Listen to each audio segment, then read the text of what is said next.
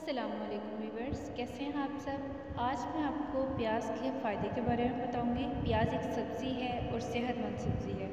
चाहे प्याज कच्चा हो या पका, उसके बेशुमार फ़ायदे होते हैं, जिनमें से कुछ मैं आपके साथ शेयर कर रही हूँ। प्याज ग़िज़ाई अज्जा से भरपूर होते हैं।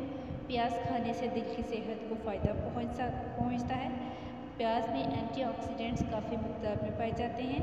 प्याज हड्डियों की सेहत को बेहतर बना सकते हैं। प्याज आंतों की सेहत को बरकरार रखते हैं। प्याज ब्लड शुगर को कंट्रोल करने में मदद करती है। मदाफ़ती निज़ाम को मजबूत बनाती है। व्यूअर्स, अगर आपको मेरी वीडियोस पसंद आती हैं तो अपनी राय का इजहार कमेंट में ज़रूर करें। बहुत शुक्रिया। अल्लाह हाफिज़।